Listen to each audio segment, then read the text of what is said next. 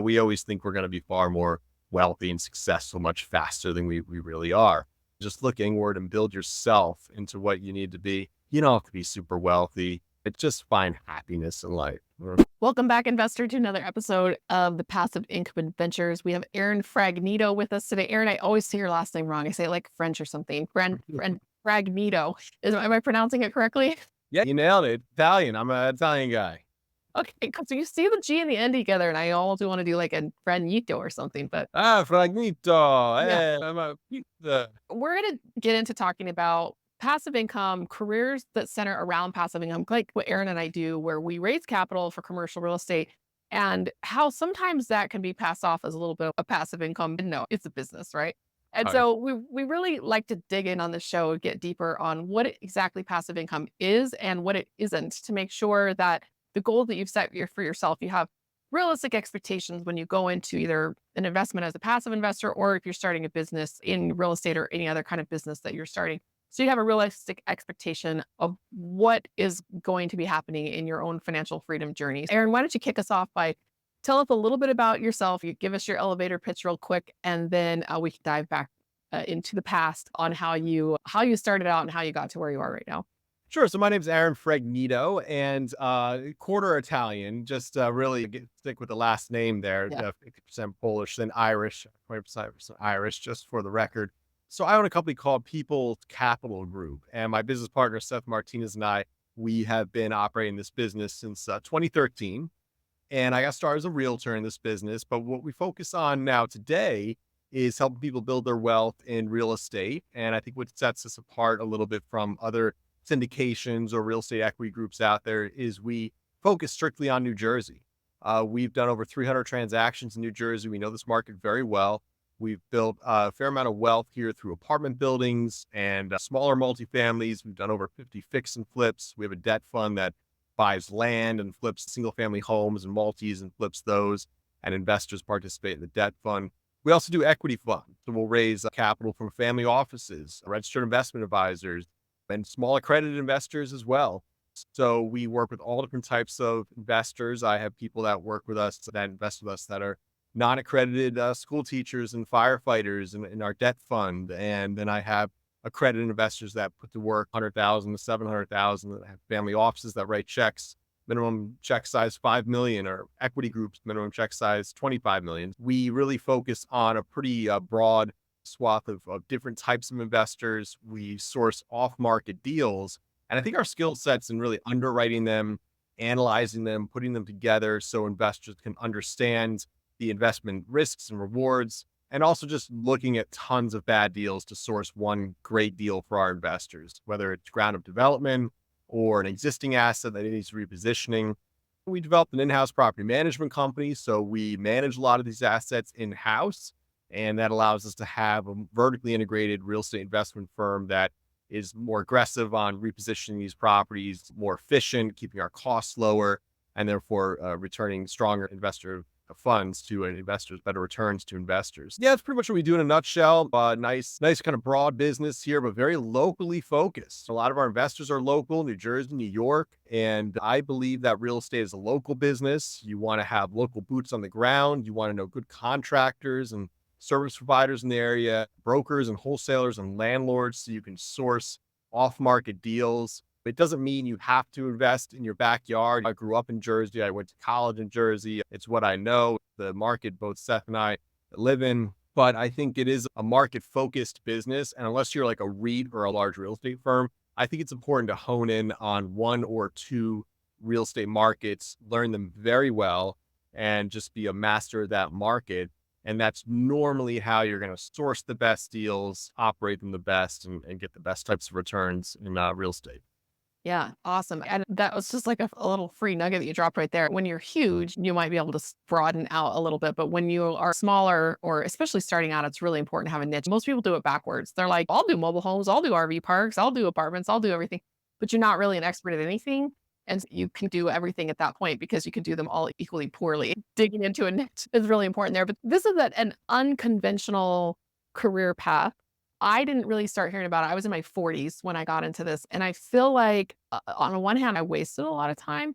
But on the other hand, I never even heard about this kind of stuff when I was younger. I knew investing was a thing, but for me, real estate investing was total mom and pop landlords who were like, "Oh, I hate having a rental house." So I was always trying to figure out the stock market. And then when I realized you couldn't beat the market, very gifted to beat the index, I gave up and just started doing little small cottage businesses and things like that until I came back into recognizing like, oh, if you really are a good business person, you can really scale and grow this.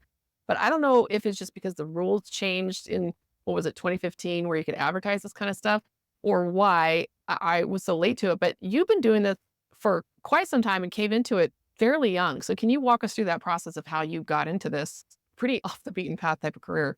Sure, and I think that's the Jobs Act you're referring to. I Mhm. believe around 2015 that allowed you to pool capital and advertise publicly to pool capital and formulate Regulation D 506B and 506Cs, which allow you to essentially solicit for private capital, which kind of changed the game. But let's go back to how I got started, why I got started in this business. So I read a book called, of course, Rich Dad, Rich Poor Dad, Dad. Poor Dad. How did I know that? I do know that everyone reads that book, and if you haven't read it, read it. It takes 2 hours. It's like a children's book practically, Yeah. and listen, it's not gonna give you everything you need to know to, be successful in real estate, but what it does is it teaches you how to pay yourself using the bank's money. How about, what, 90% of us or so work, a W-2 job and give 30 to 40% of our income to the government and work a third of the year to make money, a third of the year to pay the government. You know, when what I did was I read Rich Dad Poor Dad senior year of college. It was 2009. It was a dismal year to get into Mhm. uh, real estate, to get into anything. I remember the only company hiring was Enterprise Rent a Car. Nothing against Enterprise Rent a Car, but that was literally the only job I could find. And it was like cleaning the cars. It wasn't like managing. It was I went out to I moved to Colorado and I taught kids how to ski at Steamboat Springs, Colorado for 6 months. And I read books. I read the Trump University books. I read David Lindahl, and I learned all about how to put commercial real estate properties under contract and raise money and buy them and reposition them and structure the equity and the debt and then refinance or sell them. And the books made it all seem so easy, of Yeah. course, much harder than what those somewhat small, simple books explained it as. But it got me going and it got me on loopnet.com. It got me looking at assets. Boy, I think back to what properties are going for in 2010 or so. I just wish I had money to buy them. But I was a broke ski instructor, fresh out of college. So then I made a list. I said, okay, in 10 years, I want to have $1 million in net worth and I want to have $100,000 of passive income. That was my goal. So I wrote that at the top of the list and I worked my way down from that. I said, okay, I need to make money. I need to learn the industry, meet investors, understand how transactions work, build relationships with investors and lenders, find deals, learn the art of the transaction. So I said, okay, why don't I get started getting my real estate license? And so I moved back to Jersey and moved in with my parents for a few years. And I got my real estate license and made, I think it was $500 in my first 6 months. Mm. Dismal market. You would list a property, no one would call. It was a disaster. Realtors will say, "Oh, this is a tough market now." I'm like, "Bro, you should have been out there in 2011, 2012. Like, no one was buying houses. You'd have to give them away." And still, it was such a buyer's market. It was so different than it is today. And so I just really struggled through that. So I was forced to learn short sales and REOs, foreclosure property. So it really forced me into the investor space. I started meeting investors that were buying these types of properties, and I started calling up expired short sale listings because realtors at the time had no idea how to do short sale.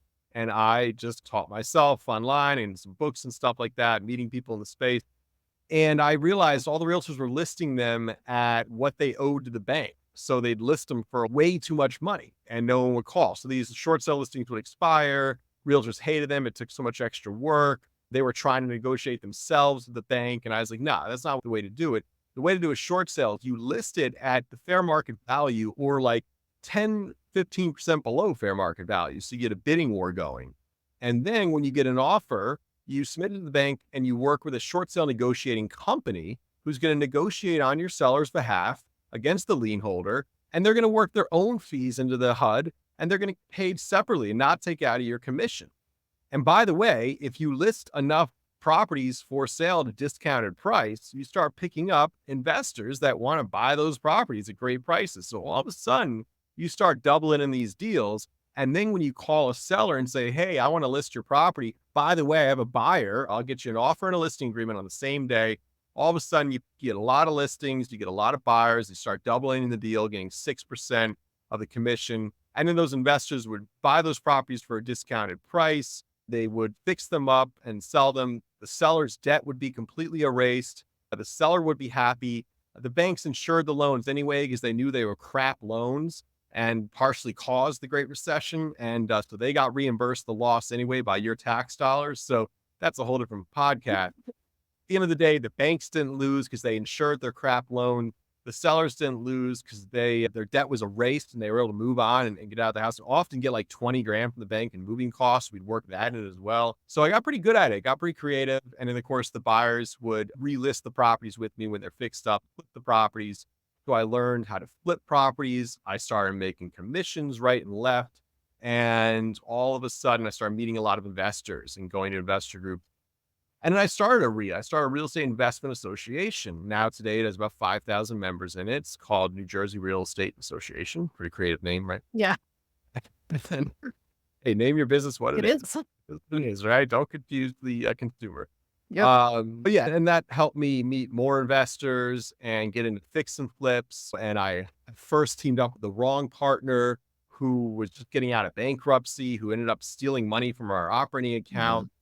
I learned you need to partner with people that complement your weaknesses and are honest and hardworking and have the same vision as you and have a track record of success, not failure. So I teamed up with Seth Martinez, who was exiting a company and was very liquid. Okay. He was successful in business and he was buying properties and I was his realtor. And he would buy these properties at pennies on the dollar. Newark, New Jersey, be scooping up deals for two families for 35 grand. They need a lot of work, but put another 40, 50 grand in them and they'd be worth like 150, just printing money. And I'm like, wow, this guy, he's pretty aggressive. He's a tough client because he would submit 20 offers and one would get accepted. And the offers would be like 50 grand, 70 grand, 30 grand. They called me the $30,000 man in the office there. Everyone made fun of me because I was helping investors get properties at great prices. But to me, it never made sense. I understand real get paid on commission. So the higher the price, the more commission you make. But I was like, guys, we don't really, just convince them to pay top dollar. You actually want to get your clients great deals for great prices. And if that means your commission's a little less, deals from you. So now you got a customer for life. So what ended up happening was I was more of a volume-based agent, right? So I started doing a lot of transactions and just making commissions that way, seeing these investors get properties for great prices, and then started to say, hey, let's buy properties together. Let me get in on some of these properties here or there. Started owning assets there, flipped the property, flipped a single family home, only lost $7,000. That was with that bad partner who I learned a lot from, not to team up with people who are failures in business, not to team up with people who are dishonest, and to team up with people who complement your weaknesses. And my weakness was money. I didn't have any money. I also didn't really know the business that just yet, at least on the investment side. So teamed up with someone who knew property management, who knew how to analyze properties and work out the exit and so on, how much to pay for them and how much they'd be worth when you fix them up and how much the construction costs. I needed someone like that. Also, someone who had wealth to actually buy properties. So, and I started earning some money with my commissions, but I wasn't anywhere near able to buy a large amount of assets. So I teamed up with someone who complemented my weaknesses. And to this day, we own our business together and work together day in and day out.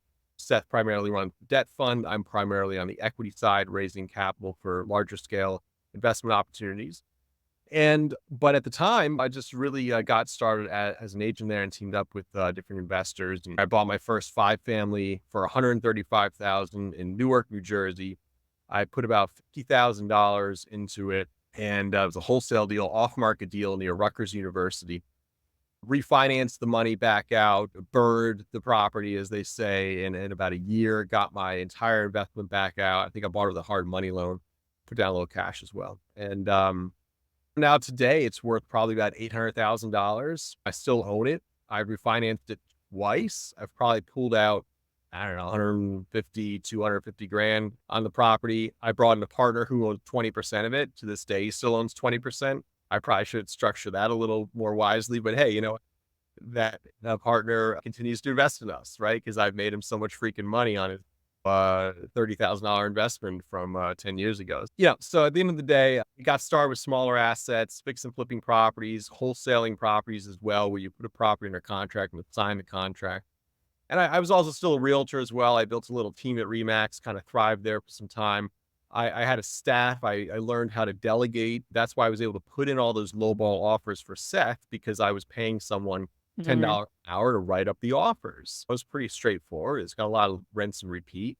And even though the commissions were 3,500 bucks or whatever, at the end of the day, if you were making one every month or every 2 weeks, it started to make sense, right? The return on it was very little amount of my time. And by the way, savvy investors don't really waste your time. They're not asking about what's the interest rate, what's it cost to put in a new kitchen. They already know that stuff. I was really learning from them. So I was never really more of your traditional. Listen, I sold plenty of nice little single family homes to happy little families, but it was more like it would be like a fixed up property. When I Mhm. show work with the investor, they'd fix it up, they'd relist it with me. And then buyers would come in, they'd be like, "Oh, I don't like the color of the dining room. We can't buy this home." And I'd be like, "They're so different than the investors I work with. They're problem solvers." And I get it. Listen, if you work 60 hours in the city and you just want to come home to a perfectly renovated home, I get it. There is a value to buying that perfect dream home. But if you don't like the color of the dining room, just paint it. I was selling them properties for, they'd be getting them like 15, 20 grand below Mhm. value on the back end. And I'd be like, listen, you can hire a painter to give you the best paint job in the whole world in this dining room for $5,000 or something. You're saving 20 grand on the price. And I started to realize, okay, it's about understanding real estate. Those are the same individuals that would work, make $200,000 a year, but 75 of it went to the IRS. And you would explain, here's actually how I make money. I buy income properties for a discounted price. We renovate them, we lease them up, we refinance our money out. And I don't like debt. And it's actually good debt. And then the credit card debt is bad debt. Your Mercedes Benz is bad debt. But debt against cash flowing assets at a low interest rate that produces cash flow and the principal is paid down over time by the tenants and not yourself. That's actually good debt. That's debt that makes you money. The debt you're about to take on to buy the single family home at top market dollar and living with your family. Yes, that's a beautiful thing to have a nice, beautiful home and live there with your family. And yes, the value of it should go up over time, but that's actually questionably not great debt because you're the only person paying that down in this beautiful single family home. So there's a difference between good debt and bad debt. And I understood there were people that understood how that worked who were making gobs of money in the Great Recession. And then there were people that didn't understand how that worked and worked just as hard, if not harder, and produced value in our community and our stand up citizens and so on, but just didn't understand how money worked and worked about a third of the year for the IRS. And I said, you know what? I want to be the former. I want to be the type of entrepreneur and real estate investor that's savvy, that understands how wealth works, that understands how taxes work. And I want to create a real estate investment firm that helps people who are making that 200, 300, 400 grand a year, working their butt off in the city, start to put their money into passive real estate opportunities and own a piece of these apartment buildings that I'm starting to buy and own or get into the flips, the fix and flips that I was doing. They'd invest in those as well and, educate them along the way. I know they're never going to quit their job and get into real estate and work the crazy, do all this and that, take the risk I take to do this. That's fine. I don't expect them to. There's a lot of value to having a nice job with a 401k and health benefit, making $250,000 a year.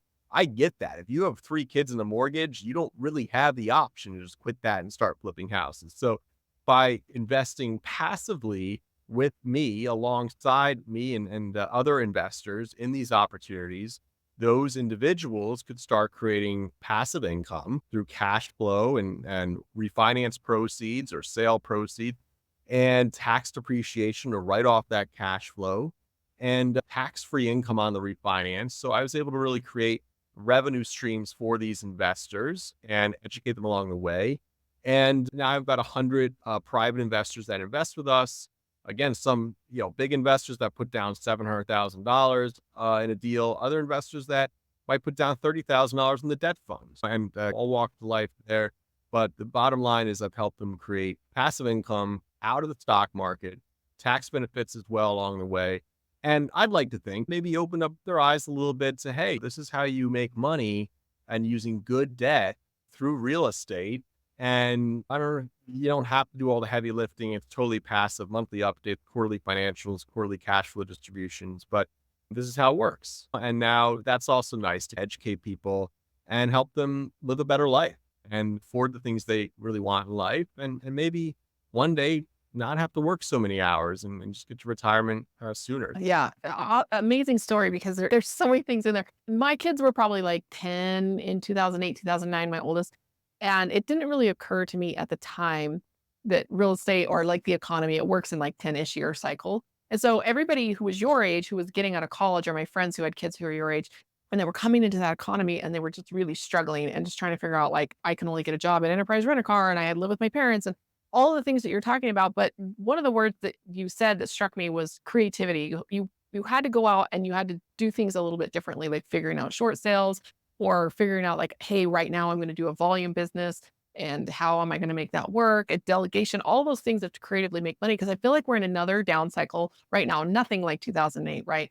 But there's this general feeling of hopelessness with young people that there are no opportunities, unemployment, and all of this kind of stuff. And so before we move on to what it is that you're working on right now, I would love to hear what you're talking about is like helping people learn how to build wealth and learning how money works and speak to yourself as if you were just getting out of college now, because I love helping accredited investors, $200,000 and $300,000 a year earners, because they have enough money that they're making that they start to think outside themselves a little bit more, where they're like, how can I volunteer more?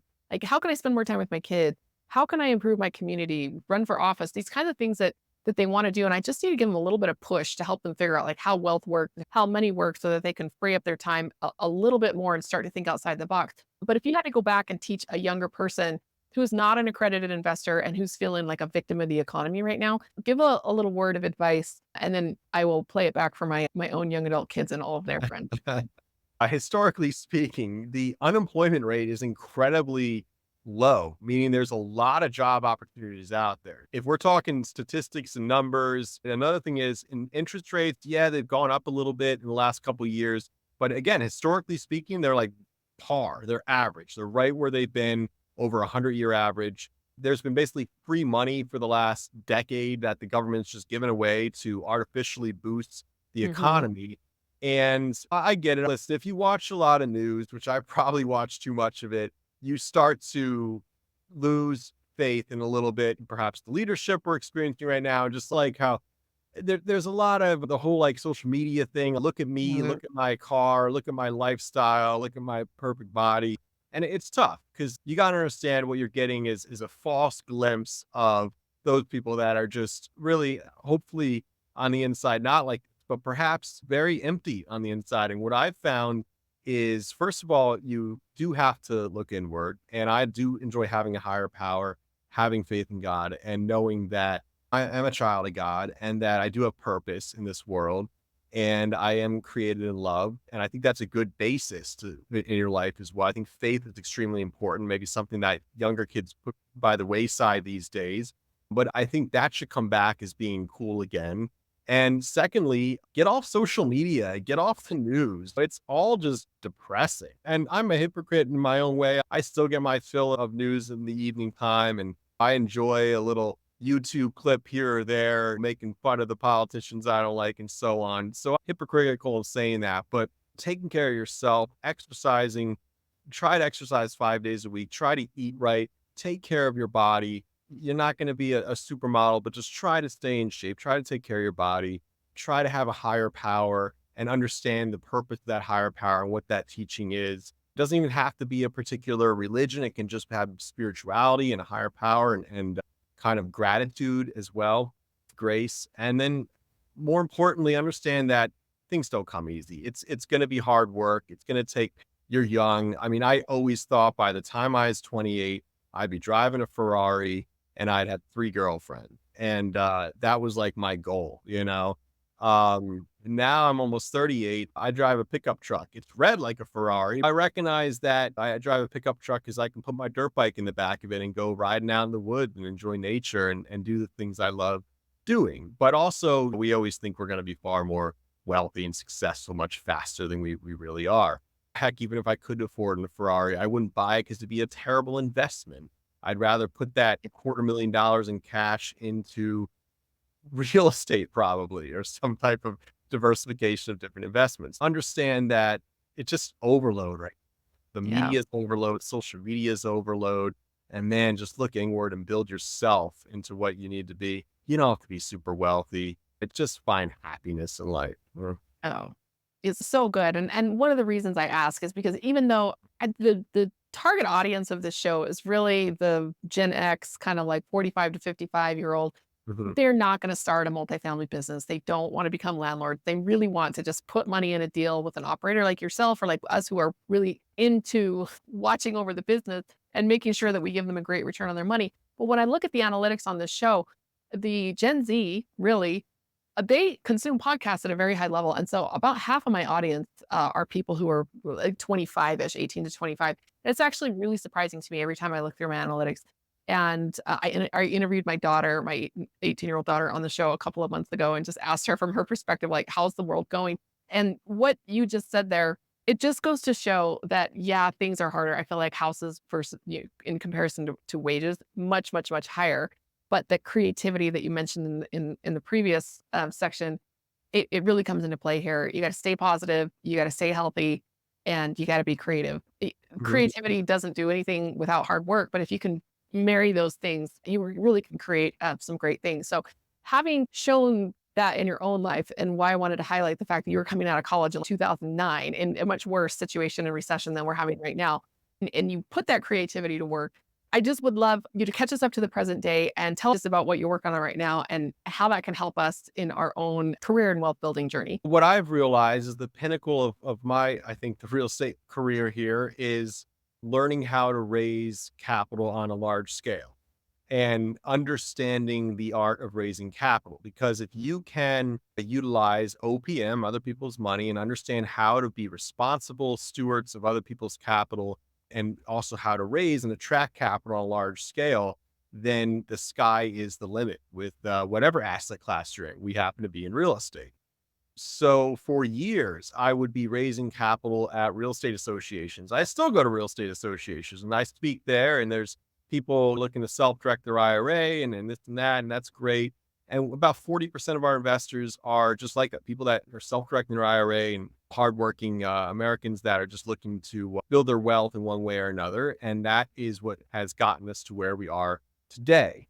However, over the last couple years, I've realized that if you really want to build wealth, you really want to raise capital, you need to put yourself in the room of other people that are on a whole nother level of wealth.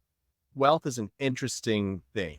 What might be expensive to us, $30,000 or something, might be a lot of cash to me or you, but that might be nothing to another person, a high net worth individual, a family office, an RIA with 1,000 clients that are high net worth individuals.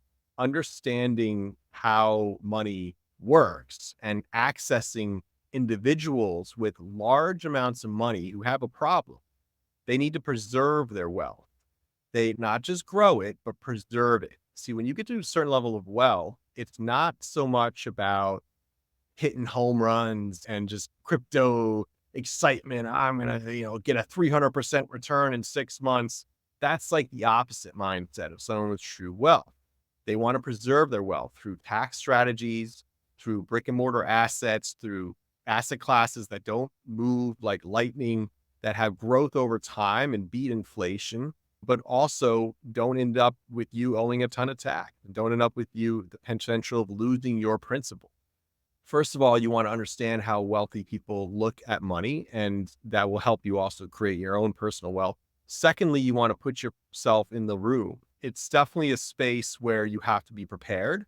You have to have a track record. If I have 10 years of helping people invest 30,000 to 100,000 to $200,000 in in real estate and performing on those investments and doing what I said I was going to do with their money and getting them the returns I told them or better and getting them out of the deal in the timeline, whatever the strategy was. You have to have that track record. And generally that starts with friends and family's capital. And that's where I got started. Friends and family. That's where I raised capital. But you still have to have a plan. Can't be like, I'm going to go flip properties all over the country, or I'm going to do this and that. You have to have a plan, a dream team, know how you're going to source the assets, the debt and the equity structure, the target return, the exit strategies, the contractors you're going to use, everyone. But that generally has capital is first raised. And then generally you reach out to a more larger base in general, which can be found on social media and the internet in general through webinars and postings and being a thought leader and local RIAs. I raised a lot of capital going to local RIAs, but the check sizes are 50,000, 100,000, 30,000. So, and as you build a relationship with those investors, they can continue to invest 50 to 100 grand in each deal. If you have enough investors like that, now all of a sudden you have 20 people like that, and then all of a sudden you're raising 2 million bucks or something, you get some decent real estate. And then that's what I did to build up my business and built the management company alongside my partner, who would not be here today without someone to run the business while I'm out trying to raise capital and build relationships with new investors and source fresh capital and maintain relationships with existing investors. I need someone to run the office and run the management company. I help underwrite deals, help source deals while I'm out really focusing on the equity side of it. And of course, someone with a balance sheet that helped me qualify for the loans to start buying larger deals as well. All those things were necessary, the perfect recipe to build a track record, build a responsible business, be good stewards of other people's capital, and then at the right time, also learn how to know what you're talking about. Got to know your numbers. You got to know your structures. You got to know your terms. You need to educate even those family offices and those wealth advisors on what you do. So be a pro at what you do. Be a thought leader in the space. Then and only then can you enter those rooms and start to successfully raise capital on a larger scale. And what you'll find is that money is just an idea. Some people in those rooms have more money than you could ever imagine, and they need a place to put it. Because without people like me and my business partner who can source off market opportunities, underwrite them aggressively, reposition them, and exit them successfully to create tax benefits and cash flow and large liquidity events for those investors. Without people like me, good operators, then all of a sudden you got a problem. Your money's just sitting there and it's losing money to inflation. You get some treasury bonds, maybe some mutual funds. Sure, you can grow a little bit there, but for the most part, you need operators that know how to invest your capital. And that might be some in the stock market, bond market, real estate. Really, diversification is key. Good operators are really necessary for high level investors to work with. I find that, wow, it's incredible when you team up with the right family offices, which a family office, by the way, think like the Rockefeller, like a very wealthy family, right? Now, unfortunately, the Rockefellers don't invest with us, but hey, maybe I'll rub shoulders with them next office then I go to. That's where I found wealth on the next level. There's also broker dealers. They'll charge you tons of points, but get you access to tons of capital and go run around and raise money for your deal. That can make sense if you're raising 50 to 150 million, something like that. And you can afford to pay fees of 5 to 10 points. A point is 1%, by the way. So that can get very expensive. So beware. There's also people that are going to take your money out in that space and say, for 40 grand, I'll show you how to team up with a broker dealer. So there's also people with their hand out. And then there's family offices and RIAs that they're tough. It's a harder check to get than someone who's investing from their IRA or so on. But it's certainly worth it if you can go out there and successfully raise that scale capital, build that relationship. It is a slower relationship. It's a slower process. It's a harder process, but that's where the money is. And you can raise beyond 8 figures if you have the right relationships with family offices and RIAs. You touch on something that's so common in this space. People think that somehow getting into an institutional investor, like a business that's investing, or a family office, or registered investment advisors who are representing wealthy clients, is somehow going to be easier. And there's this myth in the industry that somehow you're going to go get to these big check writers and they're going to make all of your real estate funding dreams come true. What you just said there, it's a slow process. It takes longer. The relationship is just as important. And I've only done one deal with institutional capital, and they weren't great to work with, so we ended up just selling them the deal. It's just, if you want to take it over, right, to make me an offer I can't refuse and just have it. And I ran into one of the partners on that deal just recently, and he just leans in and whispers at me, he goes, "Selling this thing was the best." And so I love how you bring that up, that there's no easy path to capital. And for those who are raising less than 20 million a year for sure, but definitely less than $10 million a year, and just stick with retail. It's actually less work, but people somehow think that they're going to get bigger checks for less work and going with the bigger guys. You don't go with the bigger guys until you have the bigger projects that need to be raising more than 10, $20 million. Then it's worth going down that path. But as you're gearing up to get there, you got to start those relationships well before you need the money. But thank you to speaking to that, because so many people just misunderstand when they are doing retail and it's hard, and they think that it's just gonna be easier if they can just get at the bigger check writer. It is not easier. They're much more sophisticated than most of these retail capital raisers, mom and pop capital raisers out there, and they will Correct. really Right. wait. And you need to really have the right stuff in place. Like even though your spreadsheets have to be done by professional underwriters Mhm. that have very expensive financial degrees that work for Fortune 500 companies and put together ridiculously complicated spreadsheets that tie in and this and that. It has to all be done properly. That when you present to a family office, you have one chance. And if your Mhm. spreadsheet's some hokey pokey Google Drive thing, and listen, I use plenty of Google.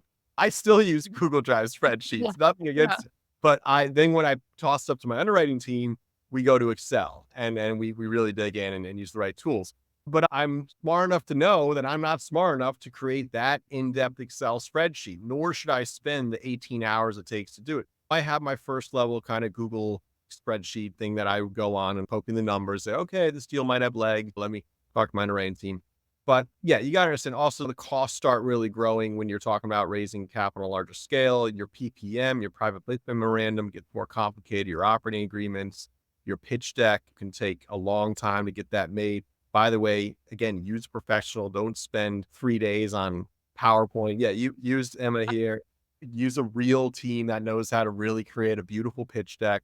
Because also family offices and RAs are people too. So you also need like that sizzle also with the beautiful Mhm. pictures and the easy to understand investment opportunity. Because generally, first you need to entice the family office owner or like the Mhm. investment advisor, like acquisitions manager.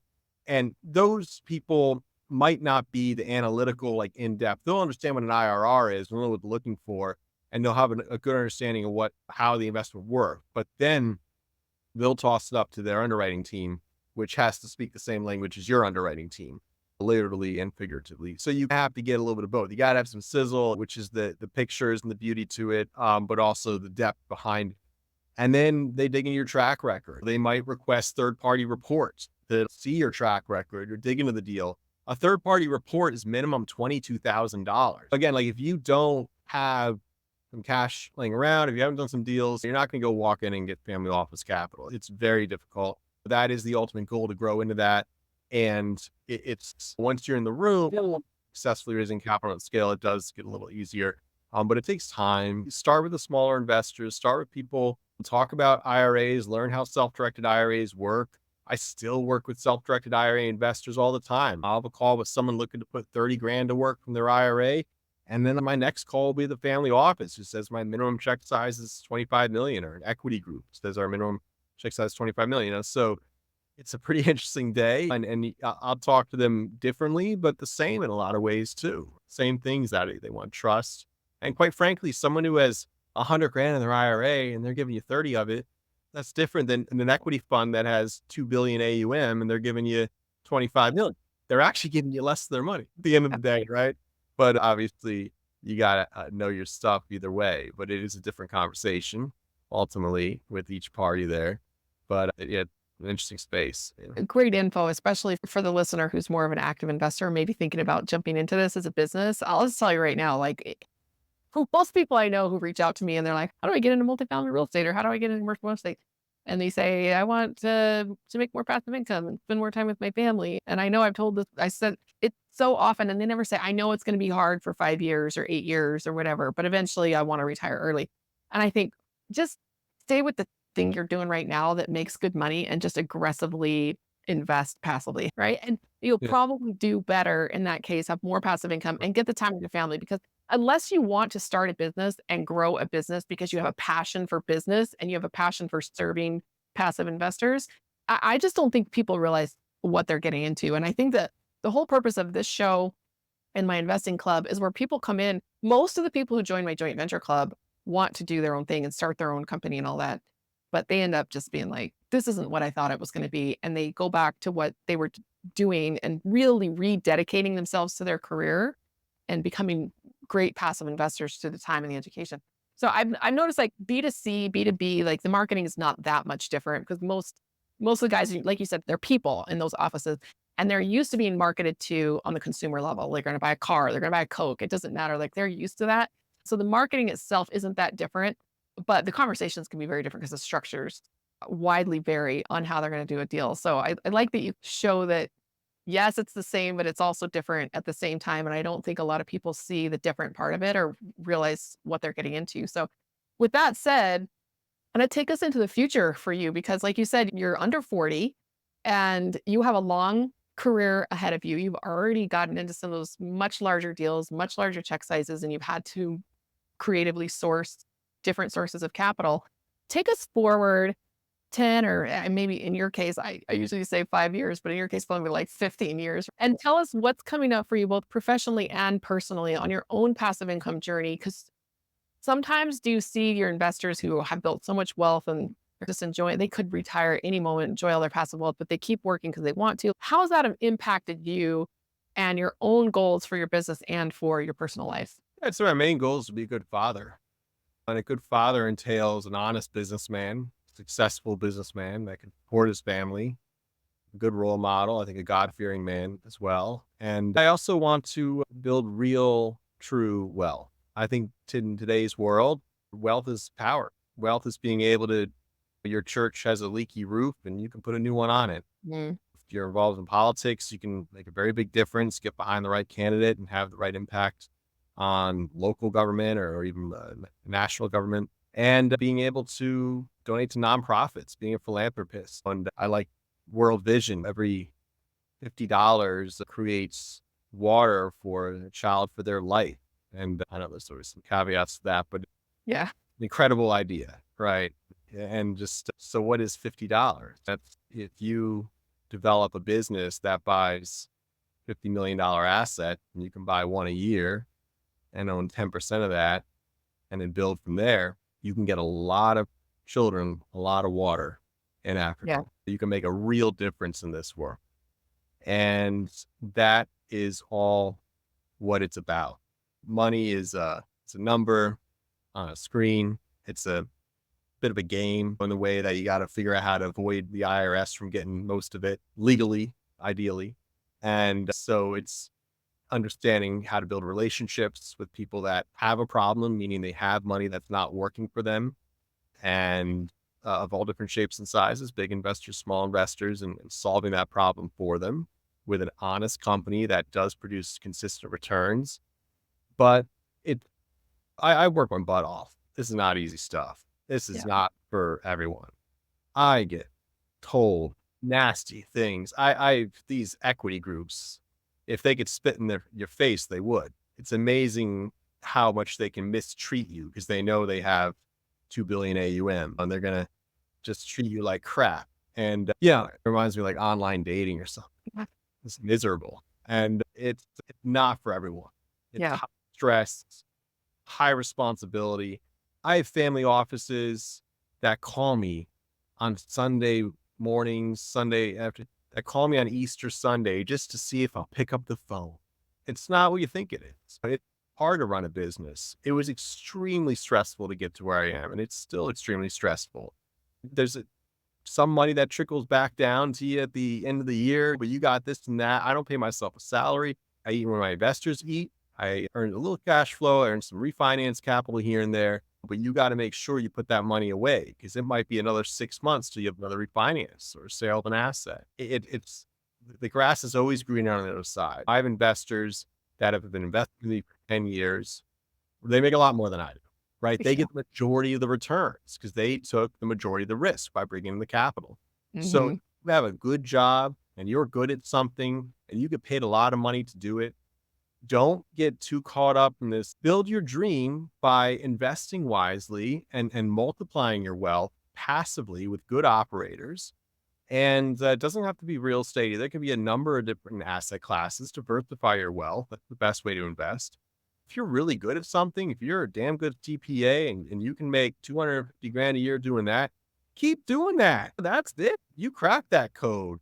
You're doing great or whatever it is. But running a business, huh?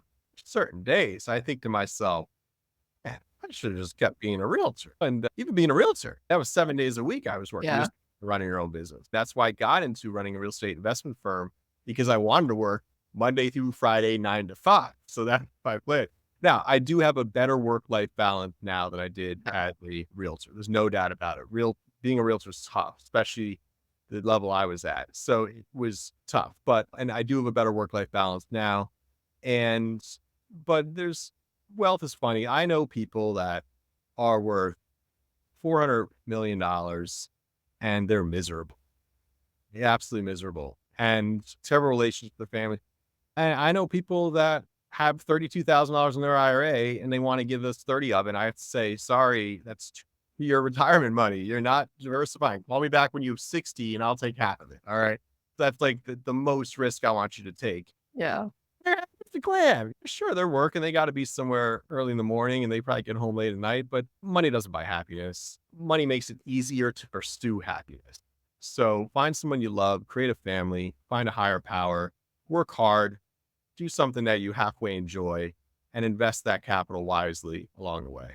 Wow. Yeah. That's a YouTube short right there. It just summed up everything right there. But that the comment that you made that money doesn't buy you happiness, because I've heard people say it doesn't, and I've heard people say that it does. But the way that you just phrased it, it's money makes it easier to pursue what actually brings you happiness.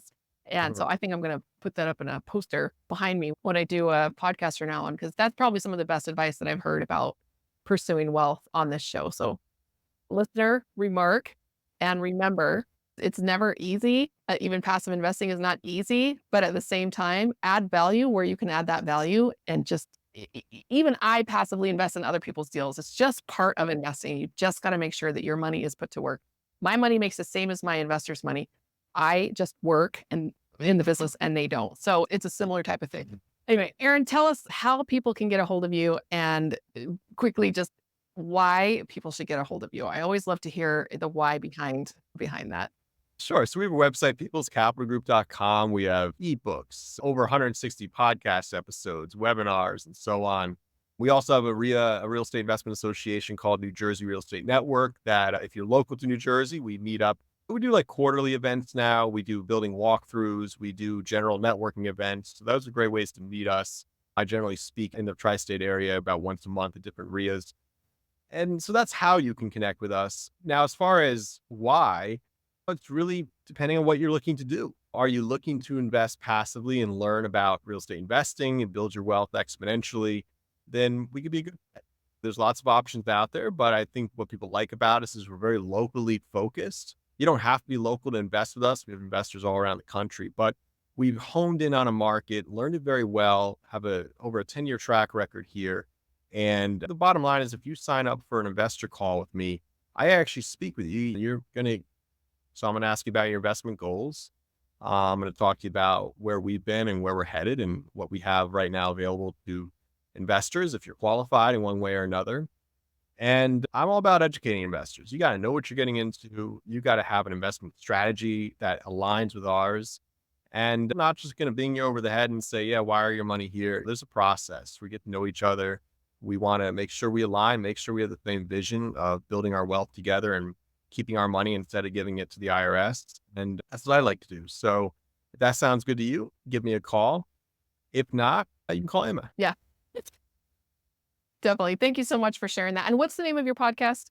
It's the Passive Cash Flow Podcast. I was just on it a couple of days ago, and I know that people who listen to this podcast enjoy podcasts. And so I always want to let them know if the guest has a podcast to jump over there and give that one a listen. So thank you so much for coming today. You can connect with me at investwithemma.com. And just right on my calendar, like I always say at the end of the show, it's about networking. And if you are not putting yourself out there to meet people who could help you put your money to work, it's not going to get put to work. This is not a type of thing that you just click on a website and wire money. You really need to develop that relationship and make sure that the person that you're investing with shares your values and is able to take care of that money even better than we take care of our own money, frankly. So Right. appreciate you being on today, Aaron. And we will catch you all in the next one. And be sure to reach out to both of us and tell us about your goals for your own passive income adventure. Thank you. Sure.